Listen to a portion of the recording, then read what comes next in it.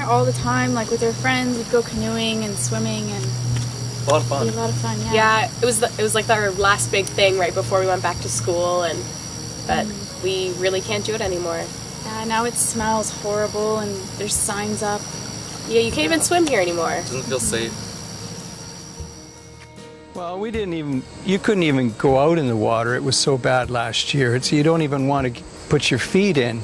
And in fact, last year, the algae was so thick, you couldn't even put a boat in. You wouldn't have been able to go. It was just disgusting. I mean, we had fish coming up on the beach. The big sheephead were trying to jump out of the water because they couldn't breathe.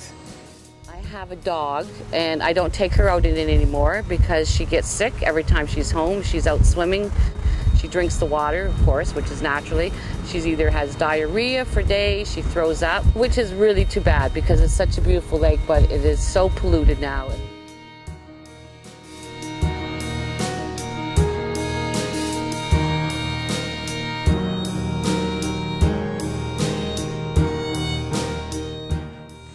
What you're seeing in our lakes is blue-green algae. It has a consistency and looks a little bit like pea soup.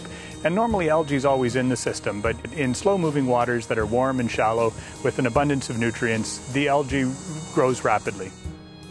Algae needs nutrients to grow, in particular phosphorus. Phosphorus comes from a variety of sources including sewage, septic tanks, and waste management systems. Other sources include lawn fertilizers, detergents, and agricultural runoff. Everything that we do ultimately places these materials into the water course. So what we put on our lawns, what we put on our driveways, what we put into our washing machines, what we put on our agricultural fields, it all ends up in stormwater. It all ends up in the conveyors, the Canard River to the Great Lakes. And it affects us all eventually.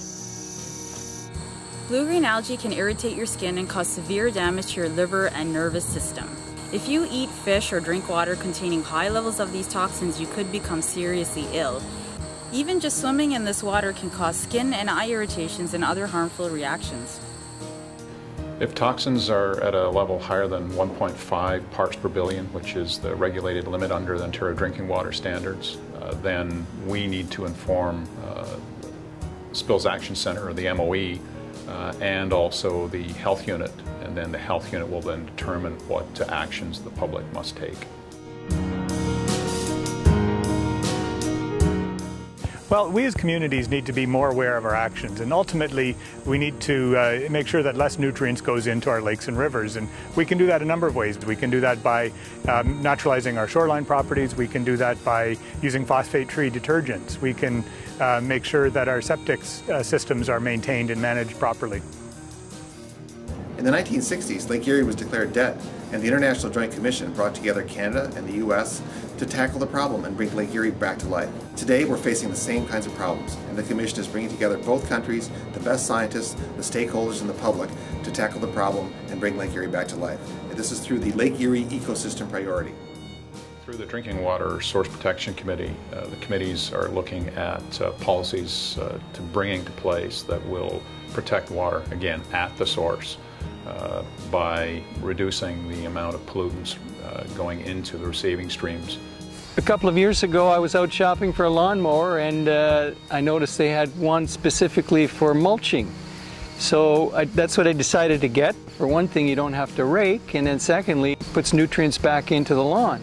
I've started to grow fescue grass, which is a finer leafed grass than normal lawn, but it has very deep roots and doesn't require irrigation, doesn't require fertilizer, so it's very environmentally friendly. Phosphorus testing is an important element. Controlling stormwater, controlling runoff, controlling erosion. So rain barrels and rain gardens and all of those kinds of things that deal with keeping water on the land for as long as you can.